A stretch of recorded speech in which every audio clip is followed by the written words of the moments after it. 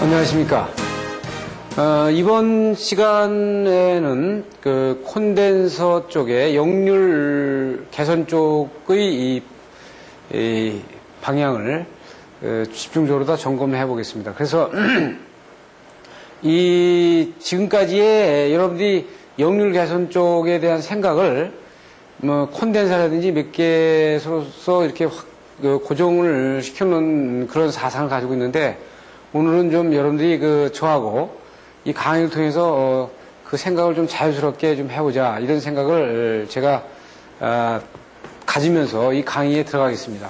그러니까 여러분들이 기본적으로 역률 개선이다 그러면 콘덴사 이런 생각에 고정이 되어 있는데, 그 부분에 대한 것을 조금 생각을 다른 방법으로 해볼 수 있는 방법. 왜냐하면은 어차피 기술사 시험 답안지는 어느 틀에 짜여 있는 항상 고정된 내용이 아니고 정말 그 기술사다운 여러 가지 각도의 관점에서의 그 내용을 생각해 봐야 되기 때문에, 시중에 나오는 그냥 콘덴사, 역률 제어, 그러면 콘덴사에 대한 방법 1, 2, 3, 4 해가지고 나오는 그 고정적인 내용은 상당히 문제가 있다. 그래서 그 점진적인 그 생각의 어떤 전환을 하기 위해서 여러분들과 몇 가지를 한번 생각해 보면서 이 콘덴사 강의를 해 들어가겠습니다. 우선 그 콘덴사를 설치해 가지고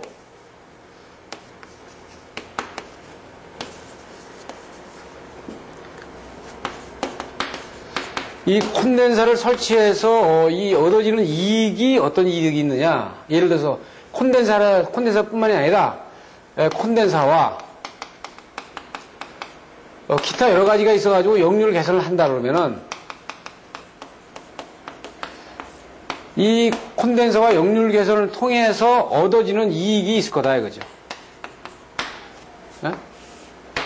그래서 그 이익이 어떤 것이 있냐면은 우리가 크게 보면 발전 용량을 줄일 수 있고요.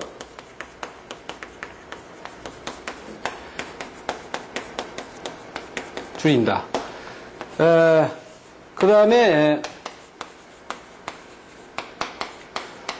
트랜스미션 용량을 줄이죠.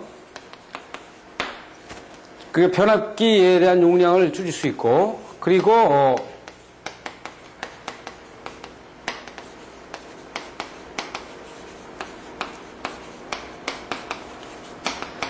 디스트리뷰션 서브스테이션의 용량을 줄일 수 있다. 그러니까 배전 설비의 변전소의 용량을 줄일 수 있어요. 그리고 우리가 추가로 갈 수 있는 것이 뭐 동선 저감이라든지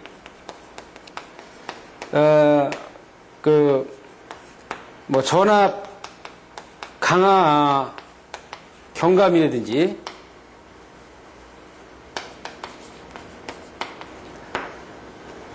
그 피더의 용량 감소라든지 이런 내용들이 이익이 있을 거예요.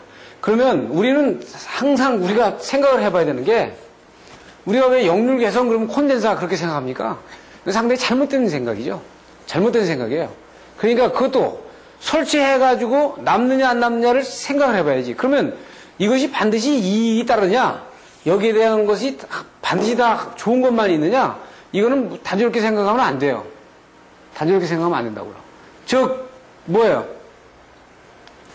여기에 대한 전 코스트를 생각해야지, 코스트를. 이 전 코스트는 어떻게 생각할 수 있어요? 이 추가되는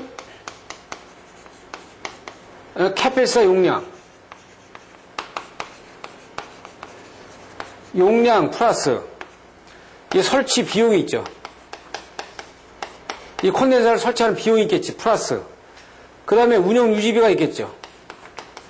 운영 유지비는 여기 인건비 플러스 여기 소모되는 전력비까지.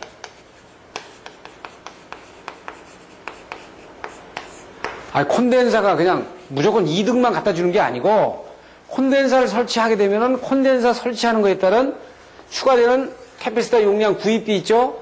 설치 비용이 있지? 그 다음에 운영 유지비에서 인건비, 그 다음에 이 콘덴사가 소모하는 전력비가 있을 거란 말이에요. 그러면 이 코스트가, 이 전 코스트가 이 콘덴사를 설치한 이 이익보다 클 경우에는 손해죠. 아니, 만약에 이 이익에, 이 콘덴사를 설치해가지고 이익이 100원이 남았는데, 100원이 남는데, 이 설치 코스트가 150원이다. 그러면 이 장사는 50원 손해보는 장사 아니에요. 이거 하지 말아야죠. 콘덴사 설치하지 말아야 돼. 이건 사실입니다. 그러니까 우리 전기 공급 규정에다가 무슨 공급 규정에다가 역류를 뭐 90% 이상 반드시 해야 된다. 그거 반드시 안 되면은 그다음 우리가 페널티 내지 않습니까? 우리가 지금 전기요금가가 불이익을 당하잖아요. 이런 것들도 이제 자율로 잘 생각해야 돼요. 지금 무슨 얘기냐? 한전에서는 90%를 올렸으니까 전력 소모를 적겠지만 이게 만약에 국가적인 전체에서 150원이라는 돈이 50원이라는 게 더 돈이 들어갔다면 전 국가적으로 봤을 때는 이게 더 손해죠. 그래서 이 생각을 잘 하셔야 되는 게 그러니까 만약에 미국 같은 경우에 선진국에 전기를 공급하면서 역류를 뭐 몇 % 이상 해야 된다 이런 거 없어요. 이거는 어떻게 생각해야 되냐면 우리가 이렇게 생각해 보자고요.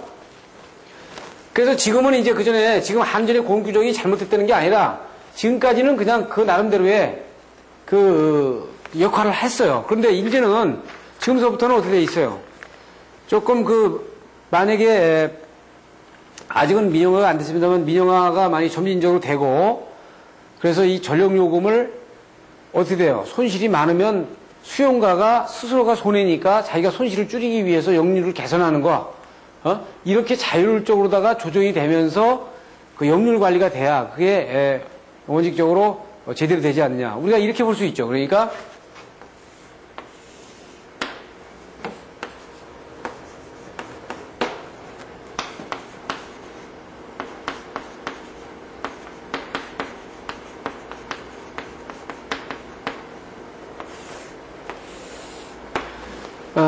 이런 그래프를 그린다면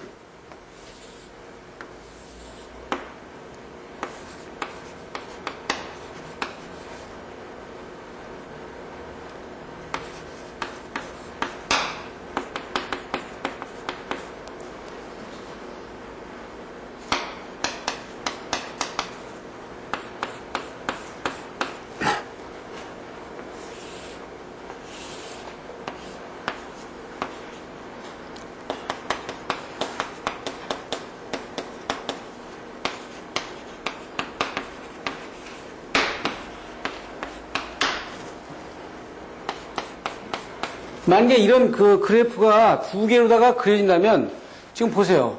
여기에서는 세이빙의 코스트가 설치하는 비용의 이 분기점을 통해 가지고 올라갔으니까 이 이하로 됐을 때는 설치 비용이 더 들어가고 세이빙 비용이 들어가니까 여기 손해죠. 여기 손해. 이쪽은 손해고 여기는 이익이잖아요. 여기 같은 경우에는 세이빙 설치 비용보다 세이빙 비용이 이쪽이 크니까 이쪽이 이익이고 이쪽이 손해죠. 이렇게 된다고요. 자, 잘 보세요. 만약에 설치 비용보다 세이빙 코스트가 만약에 많이 나온다 그러면은 이익이지만 이 설치 비용이 더 많이 나올 경우에는 이게 문제가 있죠. 전체가 손해다 이거죠. 그러니까 만약에 우리나라가 대한민국의 전 역류를 개선하기 위한 코스트가 그걸 정확히 계산을 안 해봤습니다만은 누군가가 만약에 해본다 그러면 전 역류를 개선하기 위해서 한전에서 만약에 1억의 전력 이익을 봤다. 그런데 그 전력 이익을 보기 위해서 대한민국의 전체에 콘덴사를 설치하고 운영 유지하는 비용에서 2억을 쏟아부었다 그러면은 결과적으로 1억이 손해죠. 대한민국이. 지금 무슨 얘기예요? 대한민국 전체로 봤을 때는 그러면 누군가가 이것을 철저하게 코스트를 따져가지고 그 콘덴사를 설치해야 되는 거죠.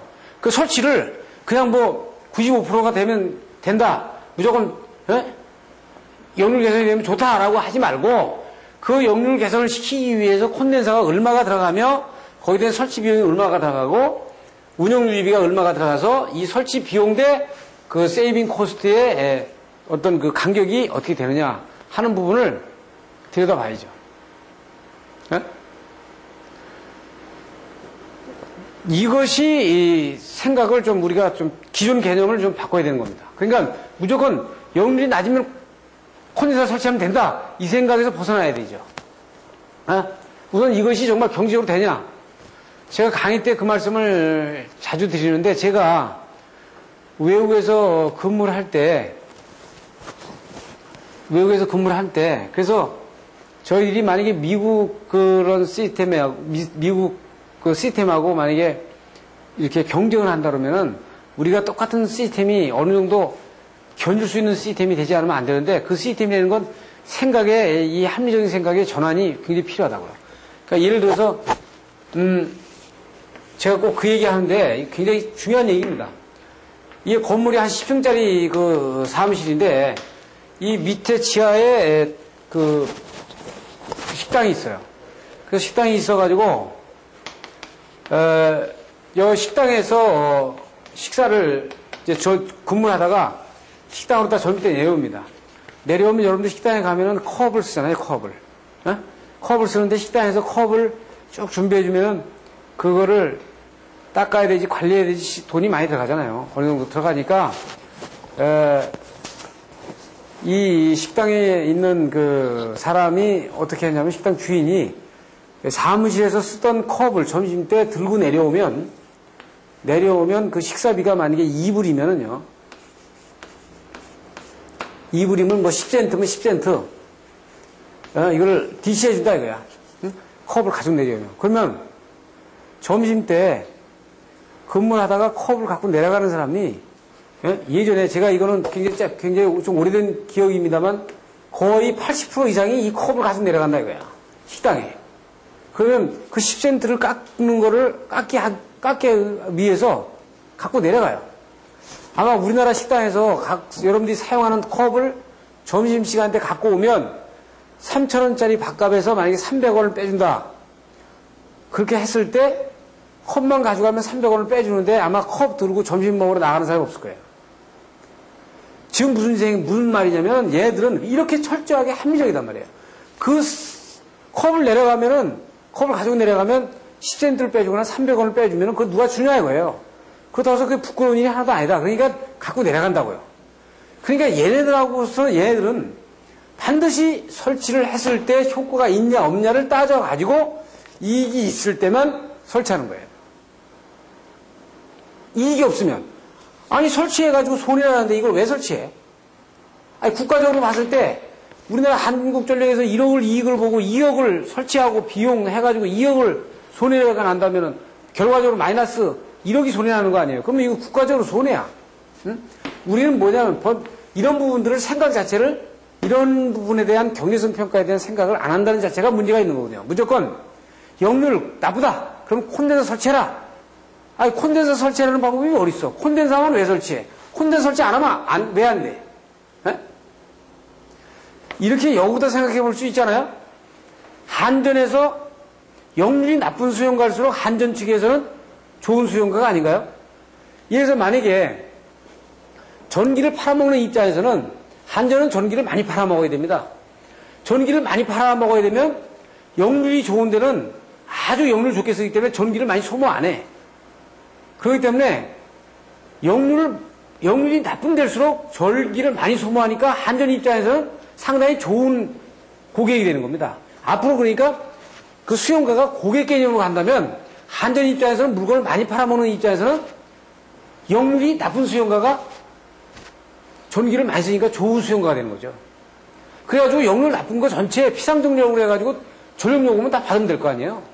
여기다가 저 공급 규정에다 90% 해라, 70% 해라, 80% 해라, 박을 거기다 명분화를 시킬 일이 없어.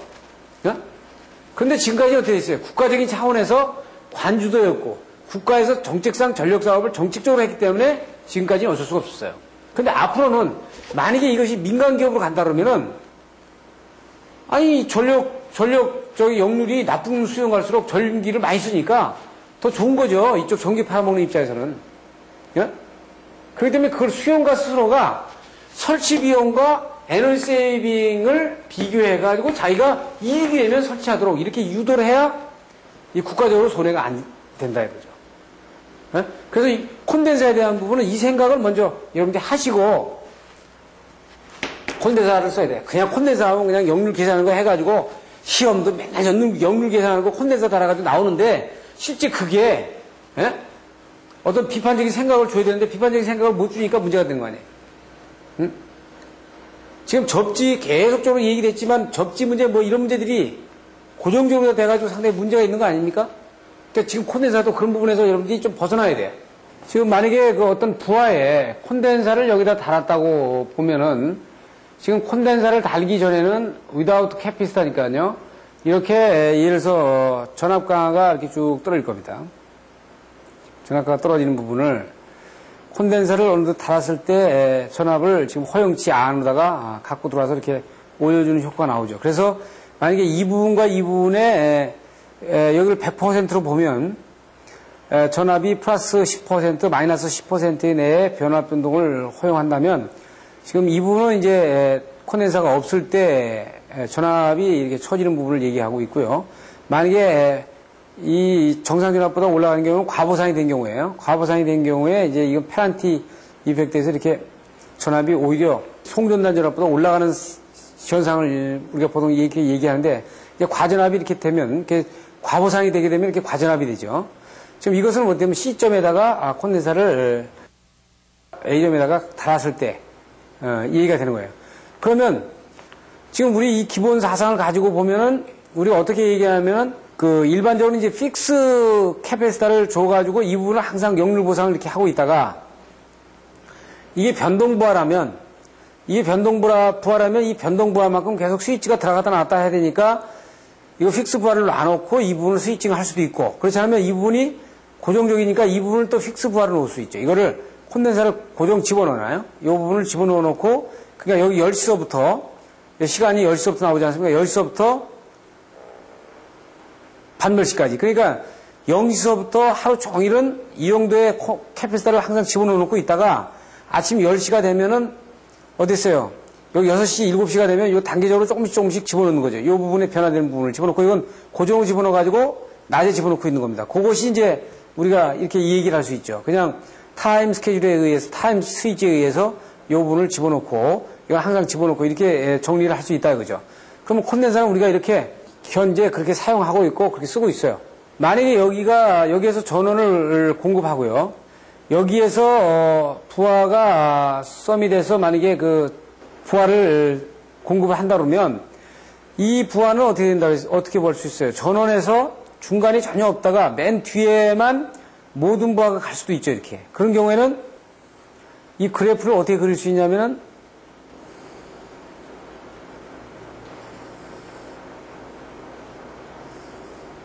여기 만약에 100A가 흐르는데 여기 들어가는 쪽에서 중간에 디스트리뷰션 하는 그 부하가 없습니다. 전류가 없어요. 여기에 그러면 이 100A가 이 메인에서도 100A 아닙니까? 중간이 없으니까. 그러면 여기 100A가 만약에 흘렀다고 보면 여기 들어가는 데서도 100A다고요. 그렇죠. 그러면 이쪽 수치하고 이쪽 수치하고 똑같죠. 그러니까 중간에가 부하가 없다고 맨 마지막 부하로 다 간다 그러면은 이 100A는 들어가는 100A와 나가는 100A가 똑같다 이거죠. 그러면 지금 이런 거 같은 경우는 이게 이렇게 돼 있지 않죠. 여기서 또 여기까지가 이렇게 이런 부하가 있고 지금 이렇게 좀 내려가지 않습니까? 그러니까 어떻게 있어요? I2는 여기에 I2가 흘러가는 거예요. 여기 I2 흘러가죠. 그러니까 여기서부터 여기까지는 고정적으로 들어가 있죠. 들어가 있고 여기서부터 중간중간 내려가니까 중간중간 어떻게 돼요? 이렇게 합산이 돼서 결과적으로는 이것이 다 합쳐가지고 여기 이만큼 기록을 하는 거니까 여기서 어떻게 돼요? 여기서 이렇게 경사를 주죠. 그래서 이걸 다시 보면 만약에 이 선로의 뒤에 부하는 하나도 없고요. 여긴 제로고 여기에 만약 이게 10A씩 이렇게 똑같이 내려간다 그래요. 이게 10A씩. 그래가지고 이게 10개라고 칩시다. 그래서 그럼 100A 아닙니까? 100A는 이 암페를 그려보면 이렇게 되는 거 아니에요? 이렇게 지금 이렇게 여기 10A 여기는 이제 20A죠. 그럼 10 더했으니까 그럼 쭉 더하다 보면 여기 100A 되죠? 그게 여기서 나가는 거는 100A 아닙니까? 여기 제로라고 그러면 여기 10A씩 다 나가니까 다 더하면 이게 이렇게 삼각이 되지잖아요. 그럼 만약에 여기가 50A 흐른다고 그래요. 그럼 여기다 50A 더하면 되는 거 아닙니까? 이렇게? 여기 50A 있고, 그리고 여기 쭉 10A가 절여서 100A. 그럼 여기 총 들어가는 입구에서 150A가 되는 거죠? 그럼 그래프가 어떻게 돼요? 이렇게 되죠? 여기에 흘러가는 게 100A다. 100A하고 여기에는 중간에 흘러가는 게 50A다. 그러면 어떻게 100에다가 50에서 여기에서는 150A가 흘러가지. 여기는 100A. 그럼 여기 중간에가 50A 흘러가는 거죠. 이렇게. 합쳐서 150이 되겠죠. 그러면 이럴 때 어디다가 다는 것이 가장 콘덴사를 다는 것이 가장 경제적이냐 이거지. 콘덴사를 따로따로 해가지고 각자로 다는 방법도 있지만 총합해가 다는 부분이 많지 않습니까? 그러면 어디다 다는 것이 가장 이상적이냐 하는 거를 따져보는 겁니다. 그러니까 지금 이걸 보여드리는 건 미국 애들은 콘덴사 다는 것조차도 어디에서 다는 것이 가장 효과적이냐, 가장 최적점에 다는 거냐, 이거를 따져가지고 설치한다는 거예요. 우리처럼 그냥 역률 보상이다 그러면 막 모다에다가 달고 그 다음에 변압기에다가 뭐 3%, 5% 달아가지고 잘전 역률 95%만 맞추면 되는 거고 이런 식으로다가 단순하게 생각하는 게 아니라 부하가 퍼졌을 경우에 어떻게 어디에다가 다는 것이 가장 아주 옵티멀하냐 이런 부분들을 따져본단 말이에요. 만약에 여기 한 무대기가 가고 여기서 쭉 증가를 하다가 여기다 콘덴사를 달았다? 그러면 이만큼 어떻게 됐어요? 역률 보상이 되죠. 그러면 이게 어떻게 됐어요? 올라가서 다시 이렇게 내려가겠지. 그럼 곡선이 어떻게 돼요? 여기다 콘덴사를 달게 되면 지금 여기에서 어떻게 있어요?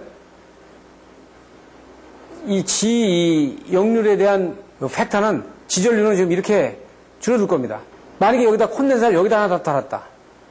똑같은 전이야. 그러면 여기서 어떻게 있어요? 여기서 다시 올라가가지고 이렇게 떨어지겠죠. 네?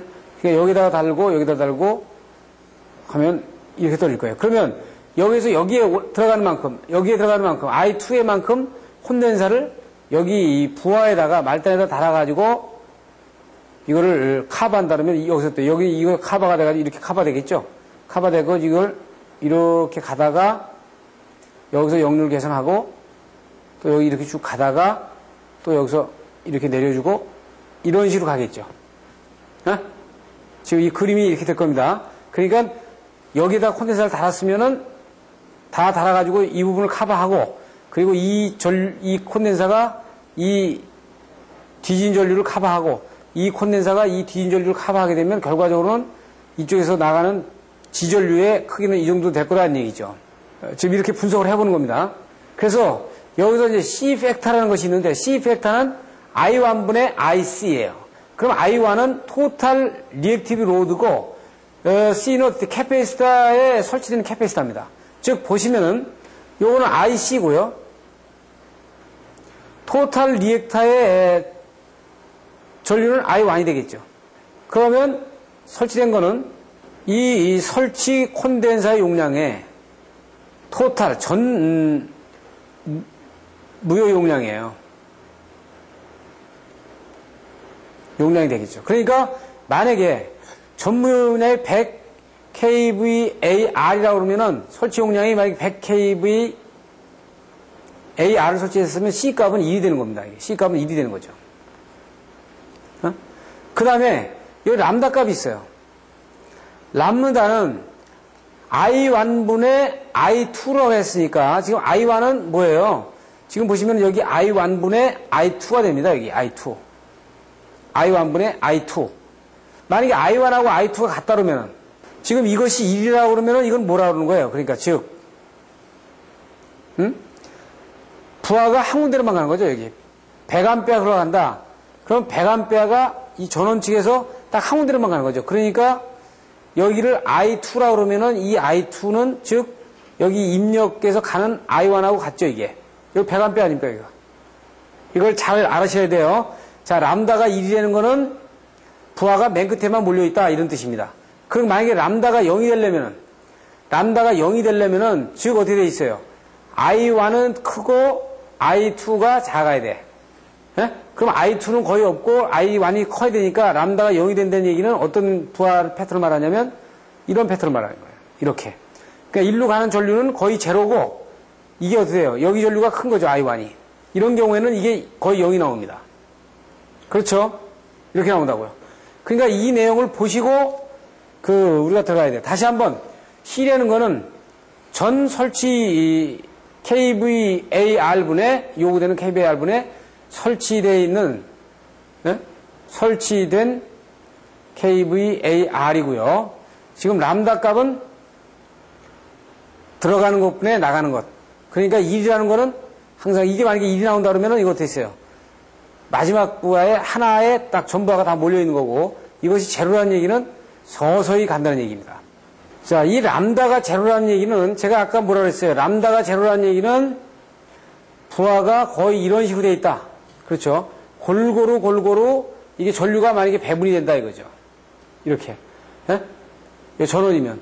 그럼 여기다 어디다가 콘덴사를 설치하며 얼마나 콘덴사를 설치해야 최대의 효과를 가져올 수 있냐 이거죠. 지금 보세요. C가 0.5라는 얘기는 총 요구되는 이것의 총 요구되는 설치 용량이 100kVAR이야. R이고 이건 5라는 얘기는 550kVAR만 설치되는 경우에. 이게 1이라는 얘기는 100kVAR을 다 설치한 거예요. 100kVAR로. 여러분들 보면 아니 요구되는 무효 전력량이 100kVAR이면 100kVAR 설치하는 게 최고 좋잖아요. 쉽게 생각해가지고. 그거 아닙니까? 그런데 아니야. 100kVAR 설치할 때는 람다가 제로인 부하에서는 기껏 50% 지점에다가 딱 설치를 해놔도요.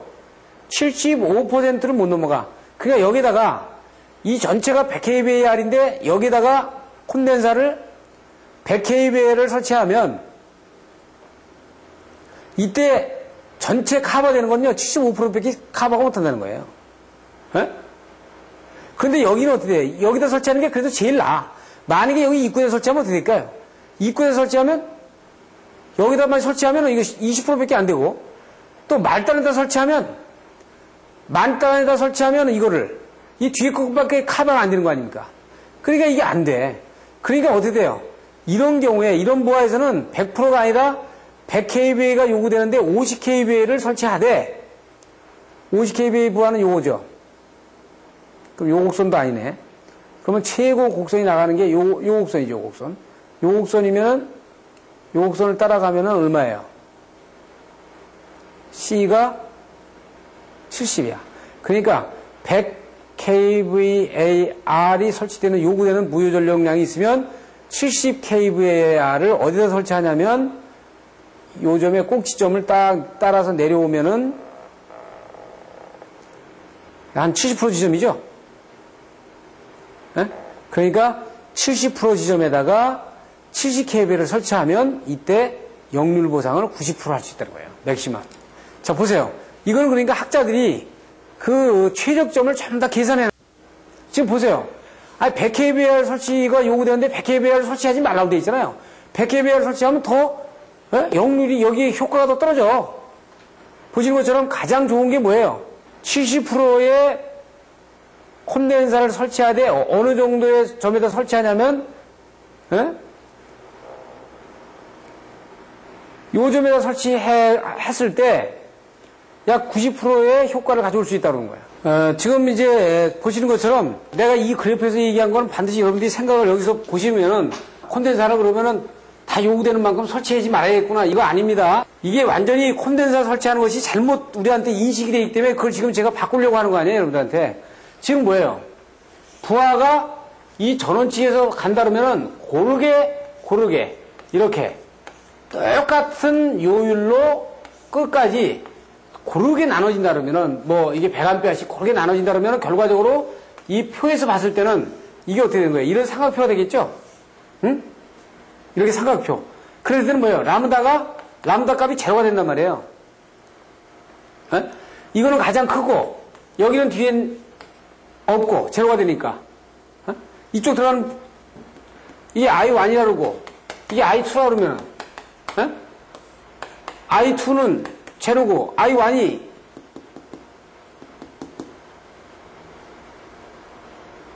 가장 크잖아요. 이게 제로가 되니까 이게 제로가 돼버리죠. 그러니까 이런 부하에서는 지금 뭐예요? 70% 지점에다가 70%의 콘덴사를 다는 것이 가장 최적점이다 이런 얘기야. 그의 그래프를 여기서 얘기하고 있는 거예요. 그러면 다른 그래프는 어떨까요? 지금 여기 보세요. 람다가 4분의 1이야. 4분의 1. 자, 4분의 1이라는 거는 어떻게 볼 수 있냐면은, 여기 총, 만약에 400A가 흐른다면은, 이 400A 흘러간다 그러면 4분의 1이니까, 이 I2로 흐르는 거는 여기 100A 흐르는 거죠. 일로 100A 흐르는 겁니다, 일로. 그래가지고 어떻게 돼 있어요? 이런 그래프를 갖고 있는 거죠. 예? 이런 그래프는 람다가 얼마가 나오냐? 4분의 1이다 이거지. 4분의 1. 예? 여기 이 말단에 100A가 흐르고 로드에 100A가 흐르고 여기 쭉 300A가 분산이 돼서 흐르는 경우에 이런 경우에는 그래프가 어떻게 돼요? 이 람다는 4분의 1이다라는 전제 조건에 이 그래프를 쓴다 이거야. 그래서 여기 람다가 뭐예요? 4분의 1. 예? 이럴 때는 어떻게 해요? 요 최대점을 보게 되면 요 점이네. 요 그래프의 최대점이죠. 70%의 콘덴사를 요구되는 콘덴사의 70%의 콘덴사를 어디에다가 설치하면 되냐면은 약 90% 지점에다가 설치하게 되면 90%의 역률 개선 효과를 가져올 수 있다. 즉 이게 400A 암페하고 말단에 여기 100A가 흘러가는 경우에 이렇게 생겼다 그러면은 90% 지점에 90% 지점의 설비 용량의 전체의 70%의 설비 용량의 콘덴사를 여기다 설치해가지고 90% 지점에다 설치해 놓으면 이것이 90%의 로스 리덕션을 가져올 수 있다는 얘기예요. 그러면 람다가 만약 2분의 1일 때 어떻게 되겠냐 만약에 그래서 람다가 이래서 2분의 1인 경우에 2분의 1인 경우는 어떻게 되는 거예요? 만약에 이것이 400A라면 400A의 총 부하가 들어간다고 하면은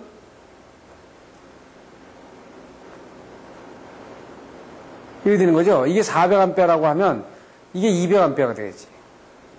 1로 여기로 200A 흘러가는 겁니다. 이런 경우는 2차 부하에 로드가 많이 걸리면 이 표가 쓰죠.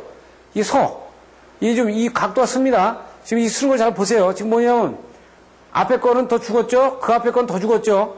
이 기울기가 확확 더 죽었죠. 죽었는데 뒤로 갈수록 이 그래프가 쓰는 걸 볼 수 있어요. 쓴단 말이에요. 그 얘기는 무슨 얘기냐면 2분의 1이다. 2분의 1이라는 얘기는 지금 말씀드린 대로 이게 400A 하면 2차 부하에서 여기에 200A 흐른다 이거예요. 그 상당히 많은 부하가 2차에서 흐르니까 어떻게 돼요? 80% 요거 어떻게 돼요? 80%와 70%의 콘덴사를 맨 뒤에다가 달면은 거의 맨 뒤에다 달면 이게 꼭지가 맨 뒤로 쓰니까요. 맨 뒤에다 달면은 역률 개선을 얼마까지 할 수 있냐? 약 95%까지 된다 이런 얘기입니다. 그러면 하나를 더 볼까요? 만약에 이 라무다가 4분의 3 4분의 3이라는 얘기는 400A 하면 400A 하면 300A가 이쪽 이 부하에 달해서 설치된 거죠. 그게 거의 다 부하에서 소비된다는 거야. 여기 이렇게밖에 안 되고. 그러니까 이런 거는 거의 끝 지점에다가 콘덴서를 설치하는 게 좋다. 최대가 되는데 이거 어때요? 0.9%. 예? 그러니까 90%의 역률을 갖다가 설치하게 되면 맨 끝에서 설치하게 되면 약 90몇 %의 역률 개선 효과를 가져올 수 있다. 그러면 완전히 직선으로 썼잖아요. 직선으로 썼다는 얘기는 뭐예요? 라무다가 1입니다. 1. 아까 1이라는 건 뭐예요? 1이라는 건 이게 400A 하면은 부하에서 400A가 그대로 이렇게 흐른다는 얘기야 이게. 그렇죠? 그러니까 중간에서 소비된 건 다 없고 말단에서만 소비되니까 말단에다 콘덴서 딱 설치하면 100% 갈 수 있죠. 그러니까 어떻게 이럴 때는 100%의 콘덴사를 1.0이니까 100% 콘덴사죠. C값이 1.0이라는 얘기는 100%의 콘덴사야. 그렇죠? 100%의 콘덴사를 맨 뒤에다가 설치하게 되면 100%의 부하 역률을 가져올 수 있다 이거야. 자, 이 그래프를 보면서 여러분들 뭘 알 수 있어요? 그러면 이렇게 된 부하가 있어요? 대한민국에 이렇게 된 부하가 있냐고요? 말단에 이렇게 딱 하나 더 된 부하가 있으면 간단해.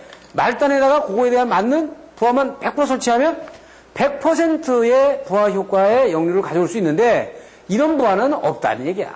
에? 없고 어떤 부하야? 이렇게 분산이 돼가지고 어느 공장 같은 경우는 전부 다 분산이 돼 있죠. 이게 완벽히 분산이 되어 있는 경우에 이게 100%다 분산이 돼 있어. 공장 하나에 다 이게 분산이 돼 있어요. 에? 부하가. 이런 경우에는 어떻게 할 거냐 이거죠.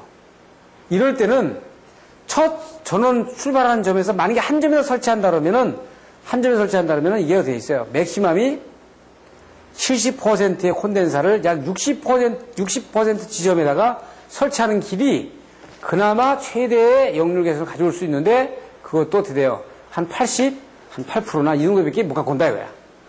지금 제가 여기서 얘기하려는 건 여러분들이 콘덴사는 무조건 말단에 이 개념, 그 다음에 뭐 전원치계 이런 개념을 버리라는 거죠. 지금 보세요. 이렇게 전부 다 계산을 해가지고 제시하고 있잖아요. 그러니까 거기에 맞춰서 가장 적절한 지점이 어디고 적절한 용량이 얼마냐를 가지고 우리가 그 콘덴사를 설치해야 돼요. 자, 그러면 이 그래프는 뭐냐면은 이 람다가 1이 되는 건 부하가 맨 끝에 다 몰려있다는 얘기죠. 람다가 제로라는 얘기는 이건 부하가 분산이 되어 있다는 거야. 이건 부하가 분산이 되어 있고요. 골고루게. 이거는 부하가 맨 끝에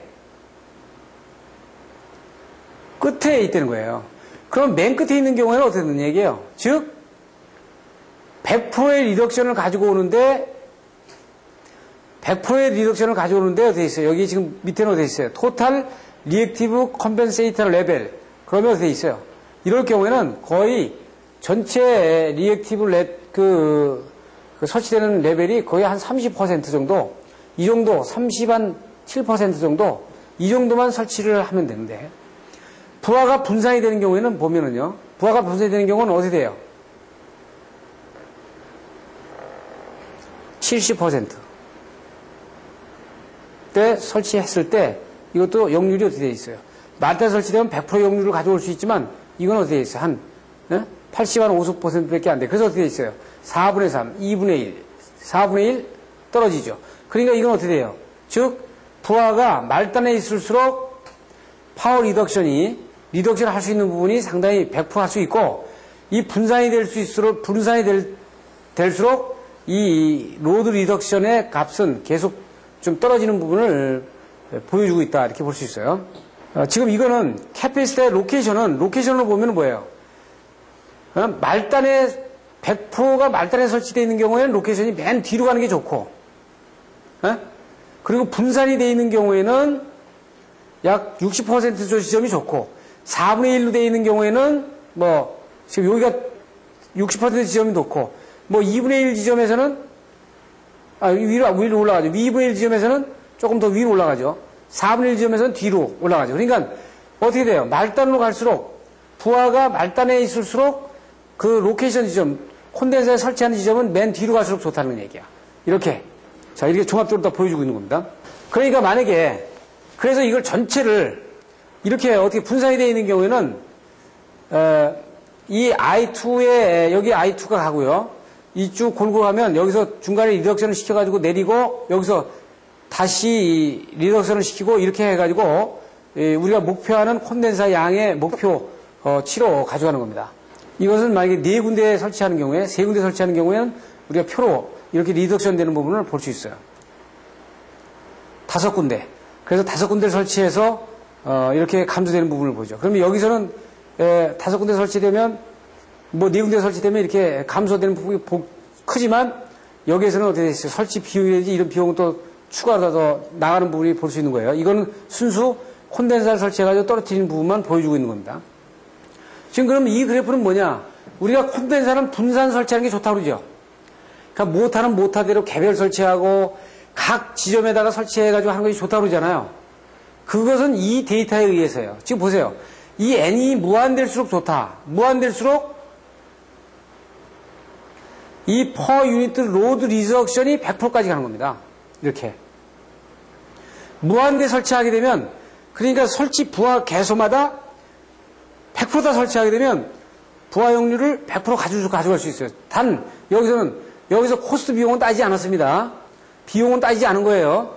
이거를 무한대 설치하다 보면 이게 비용이 많이 올라가죠? 이건 별개예요. 지금 여기서 어떻게 있어요? 로드가 부하 역률이 떨어지는 것만 가지고 봤을 때 무한대로 설치하게 되면 1.0으로 가져갈 수 있다. 이거 한 군데만 설치하면요. 세상 없어도 어떻게 돼요? 여기에 토탈 리액티브 컴pen세이션 레벨에 거의 67%, 65% 정도의 콘덴서를 설치하더라도 여기에 역률을 90%까지 못 갖고 와. 한 군데 설치했을 경우에는. 아주 이게 중요한 그래프죠. 그러니까 한 군데 설치했을 때는 이렇게밖에 안 된단 말이에요. 지금 앞에 오면서 다 보여드렸어요. 또 이것이 뭐냐면 람다가 제로일 때. 람다가 제로라는 건 뭐예요?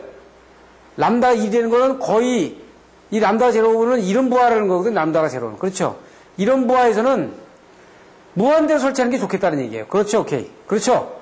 이게 여러 개 부하가 있으면 100개면 100개가 있으면 100개 100개에서 설치하라는 얘기야. 그러면 100% 가져갈 수 있다 이게. 돈하고는 관계없이 얘기 단서가 있어요. 그런데 람다가 4분의 1일 때 어떻게 되냐? 4분의 1일 때 어떻게 되죠? 아까 400A인데 4분의 1이니까 이런 경우죠. 여기에 100A 흐르는 경우에. 이런 경우에는 무한대로 설치해봐야 설치하는 게 어떻게 돼요? 무한대로 설치해도 100% 가져갈 수 있는데 전체 설치하는 거에 80% 정도만 설치하면 되겠다는 거예요. 지금 보면 어떻게 있어요? 이때는 이때는 하나 설치하더라도 저기가 좀 조금 올라가죠. 예? 이 로스 리덕션이 올라갑니다. 그러니까 뒤에 부하가 있으니까 좀 올라가는 겁니다. 예? 이렇게 이 그래프를 가지고 판정을 해볼 수 있어요.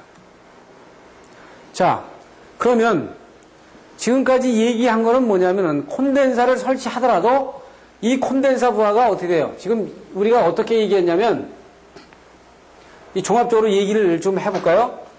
종합적으로 얘기해보면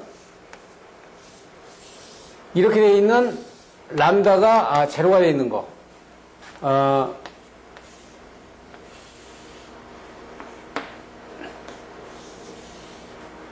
람다가 4분의 1인 경우에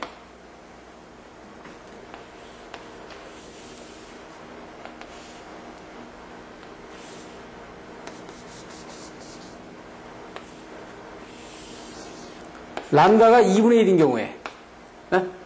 이렇게 됐죠. 그리고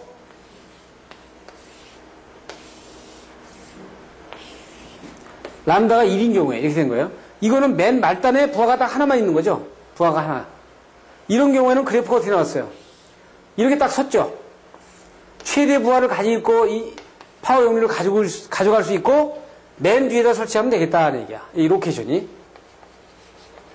여기는 어떻게 있어요? 이거는 그래프가 이렇게 나왔지, 이렇게. 네? 그래서 70%의 부하에 설치했을 때 이게 80% 이렇게 나오는 거예요. 그래, 이럴 때는 어떻게 여기다가 설치해야 된다, 이게. 이렇게 설치하고. 이렇게 될수록 뒤로 가죠, 뒤로. 이게. 이렇게 하는 겁니다. 그러니까 지금 이것을 보시는 것처럼 콘덴사를 설치하는 거는 지금 이렇게 그 전반적인 부분을 종합적으로 생각해가지고 설치를 하는 거지, 네? 우리가 그냥 메인에 대한 역률 계산만 생각해가지고 가면 안 된다는 거예요. 또 하나 이제 놀라운 일은 제가 단락전류 앞에서 했죠. 단락전류 앞에서 했을 때 이 그림이 나왔어요. 여기서 어떻게 있어요? 이 싱크로나이징 모터. 지금 여기서 어떻게 있냐면 싱크로나이징 모터에 1200rpm에 지금 그 600 홀스 파워짜리 3대가 있으면 이 3대가 어디를 거치냐면 리액터를 거칩니다. 리액터. 아니 세상에 모터 앞에다가 리액터를 설치하는 건 뭐예요?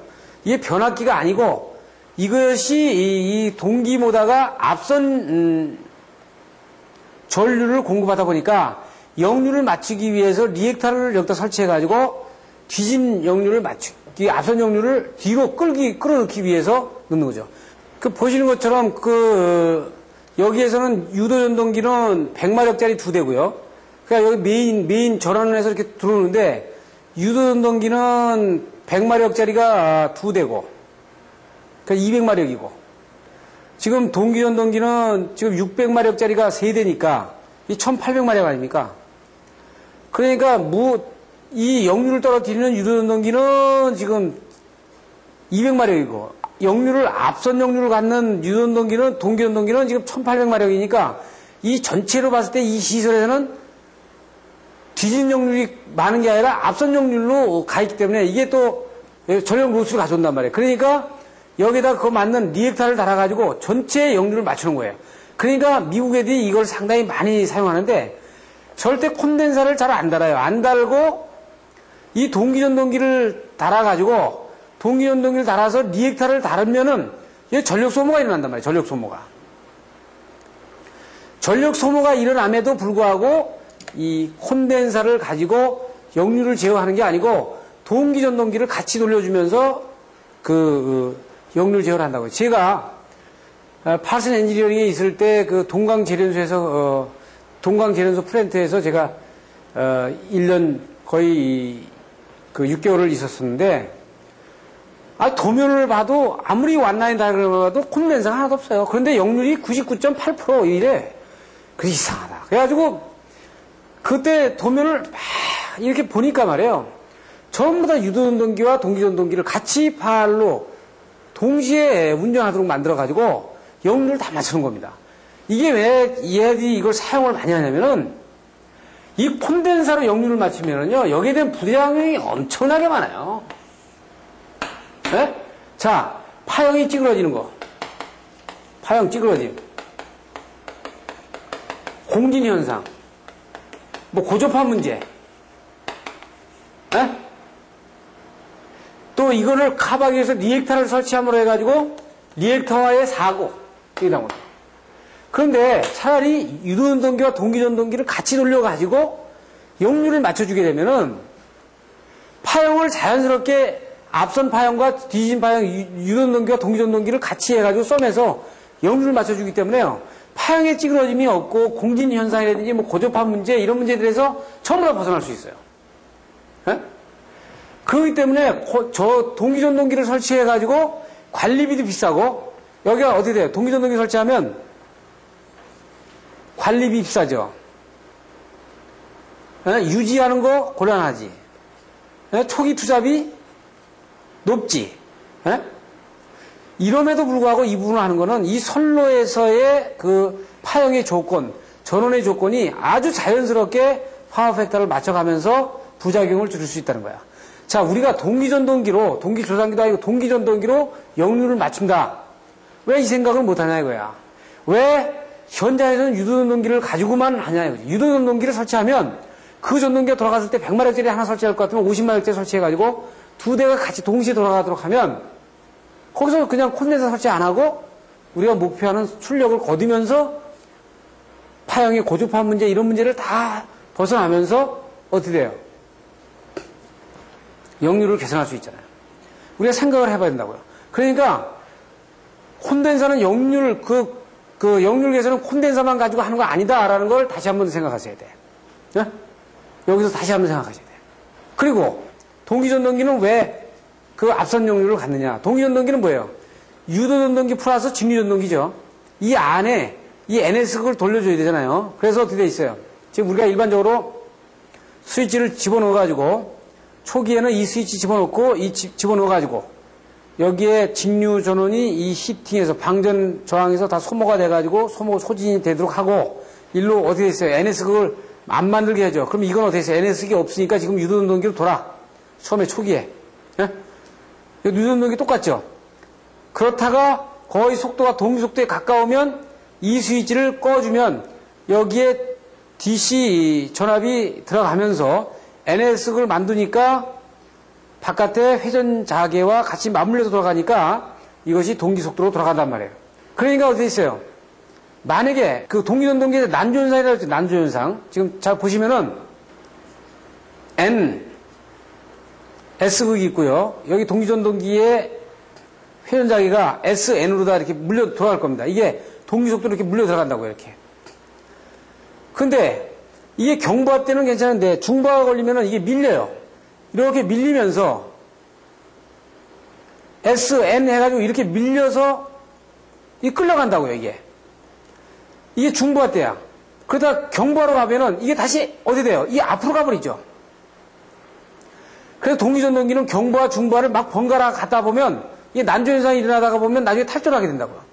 그럼 만약에 경부하로, 그래서 동기전동기 어떻게 돼요? 나중에 중부하로 거를 생각해가지고, 중부하 걸릴 때 생각을 해서, 이렇게 중부하 걸릴 때 이렇게 생각을 해가지고, 어떻게 돼요? 평상시 경부하 때는 이걸 어떻게 돼 있어요? 이렇게 앞선 전류로 보내는 거지, 이렇게. 이렇게 만들어 놓는 거예요, 앞선 전류로. 그래야 이놈이 중부하 걸렸을 때 거의 이렇게 똑같이 돌아갈 거 아닙니까, 이렇게. 이 중부하 걸렸을 때. 그러니까 어떻게 돼요? 항상 앞선 전류로 가 있지. 이 부분을 앞서게 만드는 거예요. 그러니까 어떻게 있어요? 이 동기전동기에 들어가는 인풋의 전류는 앞선 리딩 전류가 흐른단 말이에요. 그러니까 어떻게 있어요? 이게 어떻게 돼요? 유동동기는 수립이 존재하니까 항상 뒤지는 거지. 이 바깥에 회전자기보다는 항상 수립이 존재해서 돌아가야 되는 거니까 항상 뒤로 돌아가는 거예요. 그러니까 유동동기는 이렇게 뒤돌아서 돈다고 보면 동기전동기는 항상 앞선 벡터로 돌아간다고 보셔야 돼요. 그래서 이것과 이것이 벡터가 어떻게 돼요? 썸이 제로가 돼가지고 역률을 1을 기록하는 거예요. 그래서 우리가 그렇게 하잖아요. 동기전동기를 돌려가지고 이게 거의 동기속도에 가까울 때 이 스위치에 NS를 딱 집어넣어가지고 이게 동기속도를 탁 찾아 들어가도록 만드는 거죠. 그러면 여기서 부하 걸리면 이 전동기는 여기서 왔다 갔다 하는 거죠. 여기서 왔다 갔다 하는 거예요. 만약에 이 부분을 더 나가게 되면 이거 탈출하는 거예요. 그래서 우리가 어떻게 C를 탈출 토르크라고 하고 B를 갖다가 인리 토르크 이렇게 얘기합니다. 그러면 어디에 있어요? 동기전동기는 여기 안에서만 지금 움직이는 거예요. 동기 속도로. 그리고 지금 보면 어디에 있어요? 이게 이제 늦은 역률하고 앞선 역률이 있는데 이건 IF고 이거 IA잖아요. 지금 IF와 IA가 있는 거는 지금 요건 좀 원래 요 그림이 조금 정확하지 않은데 이거 조금 그림이랑 좀 다르죠. 지금 IF는 어느 정도 지금 어떻게 봐요? 항상 부하가 없더라도 제로라도 IF는 있다. IF는 요만큼이 항상 있고 부하가 증가되면서 IA가 증가되는데 이렇게 증가되는 게 아니라 이렇게 뒤로 증가되죠. 즉 이 얘기는 무슨 얘기냐면은 이게 IF야. 이게 IA예요. 자, 무부하에서는 이게 증가될 이유가 없죠. 지금 그런데 무부하라도 이 IF는 이 고정자계를 지금 돌려주고 있어야 되니까 전류가 소모가 되죠. 그러니까 어떻게 되어 있어요? 이 그래프에서 IF는 항상 무부하라도 어떤 요런 소모를 하고 있는 거야. 근데 IA는 어떻게 돼? 부하가 없을 때는 이 IA가 들어가지 않죠. 부하가 걸리면서 이렇게 증가한단 말이에요. 근데 이걸 앞선 역률로 갈 수도 있고 뒤진 역률로 갈 수도 있어요. 이렇게. 그래서 이걸 어떻게 되어 있어요? 우리가 이용하는 것이 동기조단기에서 이용을 한다고요. 동기조단기로 이용하죠. 그래서 지금 여기서 얘기하는 것처럼 보시면은 동기전동기가 이런 관정 때문에 파워 팩터를 조정할 수 있는 문제가 있다. 자, 그러면 역률 개선에 대한 부분을 전체적으로다가 이제 정리를 해보자고요. 역률 개선에 대한 기본적인 개념에서 보면 반드시 어떻게 돼요? 경제성을 검토했건 무조건적으로 콘덴서 설치하는 건 안 된다 이거죠. 그리고 어떻게 있어요? 반드시 경제성을 검토하다 보니까 여기는 어떻게 돼요? 용량, 지점, 그러니까 설치 지점이지, 이거 설치 지점. 그 다음에 콘덴서 또는 동기전동기. 그리고 지금 기본적인 거에서 우리가 좀 고려할 것은 반드시 의무사항은 이걸 고려해 봐야 된다.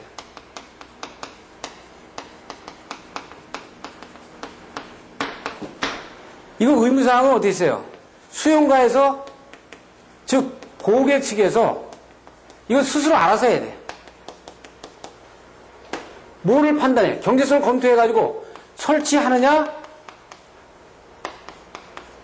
설치하지 않느냐를 고객들이 판정하도록 해야지 이거를 갖다가 강제적으로 하는 거는 국가적으로도 낭비다 이거죠. 이거 상당히 이건 굉장히 앞으로 우리가 생각을 해봐야 될 겁니다. 그래서 역률 개선을 기본적으로 콘덴사로 가져가는 것, 이거는 다시 생각을 해봐야 된다. 즉 우리는 어떤 걸 생각해 봐야 돼요? 콘덴사와 동기, 전동기를 동시에 생각해 봐야 돼요.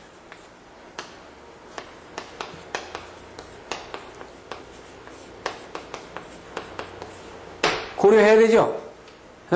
지금 그래서 우리가 이런 생각, 기본적인 생각들을 바꿔보기 위해서 지금 이 시간에서 설명한 거예요. 그러면 여러분들이 한간에 저한테 그런 부분이 있어요. 아니, 이걸 만약에 시험 문제에 답안에다 쓰면은 그게 점수를 100% 받습니까? 참 보세요. 만약에 채점하는 사람이 모른다면은 모르는 부분도 있을 거예요. 그러면 여러분의 답안지가 그 답안지를 통해서 상대방을 알려줘야 될 필요도 있어요. 좀 여러분들 그 채점하는 사람이 반드시 여러분들보다 다 모든 것이 다 앞섰다고 보는 거는 아니다 이거야. 누가 채점하든지 마찬가지예요. 그러니까 답안지라는 건 기술사에 대한 주관식 답안지라는 건 어느 정답이 없어. 정답이 없잖아요. 정말 여러분들이 합리적인 비판 능력, 그 다음에 다른 생각, 이런 것들을 아주 추가적으로 다른 사람들과 비교되게 적어주는 것이 여러분들이 답안지가 다른 사람보다 훨씬 우수하게 보일 수 있다고요. 아니, 콘덴사 그러면 그냥 뭐 집중 방식, 설치 방식, 분산 방식 해가지고 뭐 거기들은 네 가지 무슨 효과가 있다, 뭐 전압 강화, 뭐 효과, 무슨 전력 요금 효과, 그저 진부하게 이런 내용만 적어놔가지고 실제 그 내용으로서 여러분들이 고착이 돼버리면 나중에 기술사가 돼가지고 어느 현장에서 역률 문제를 가지고 만약에 고시를 하게 되면 이런 생각들을 못한단 말이에요. 그럼 여러분들 콘덴사만 가지고 맨날 끙끙 앓을 거 아니야. 그래서 자, 이 내용을 가지고 이번 시간에 보고 다음 시간에 집중적으로 다음 시간에 또 콘덴사로 설치하는 효과에 대한 부분을 집중적으로 설명을 하고 거기서 또 콘덴사에서 따르는 문제점들에 대해서 우리가 검토를 해보겠다. 지금까지 여러분들이 제가 왜 이 시간을 하려 했냐면 모든 많은 기술자들을 이렇게 상대해보면 아주 역률 개선 그러면 콘덴사로다가 탁 굳어져 있어서 그 부분을 먼저 깨놓고 나머지 거를 얘기를 해야 되기 때문에 제가 이 시간을 필요한 관련 문헌들을 들어가지고 여러분들한테 설명을 드린 겁니다. 감사합니다.